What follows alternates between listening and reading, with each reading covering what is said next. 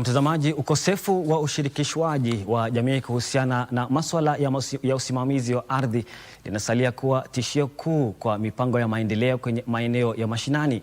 Haya yalijadiliwa wakati wa kikao cha mashauriano baina ya wenye haki, wenye wajibu na wanachama wa maeneo ya makazi yasiyo rasmi katika kaunti ya Kisumu, ambapo serikali za magatuzi pamoja na ile kuu zilipewa changamoto ya kulipea kipaumbele suala la ushirikishwaji wa wadau wengi katika shughuli za maendeleo ya jamii. Wycliffe Okech na taarifa kwa kina.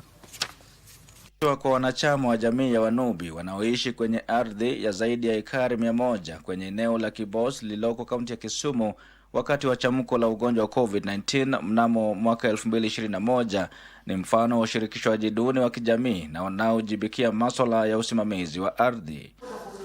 Wakati wa mkutano wa mashauriano uliofanyika Kisumu na kuwaleta pamoja wasaidizi wa kisheria wa jamii, wenye wajibu na wenye haki, ilihidhirika kwamba ukosefu wa ushirikishwaji wenye maana wa kijamii kupitia ushirikishwaji wa umma ulikuwa ukiathiri mipango ya maendeleo nchini, hasa kwenye makazi yasiyo rasmi ambapo visa vya kuhamishwa kwa mabavu vilikuwa vikiripotiwa kwa kiwango kikubwa. Changamoto imekuwa kwamba serikali imekuwa na mipango mizuri, lakini hali ya kuzitekeleza imekuwa inabagua ama inaacha nyuma sauti ya mwananchi wa kawaida. Na ili kukabiliana na hali hiyo, serikali za magatuzi pamoja na serikali kuu zilihitajika kukuza sera za ushirikishwaji wa umma ili kuhakikisha ushiriki unaofaa wa kijamii kuhusiana na usimamizi wa ardhi pamoja na mipango ya maendeleo kwenye maeneo ya mashinani. The constitution gives the community rights to know what is happening as long as the community have been touched or they have been mentioned anywhere. The community is allowed to have information. Hatujakataa development. Development ni kitu ambayo tunataka,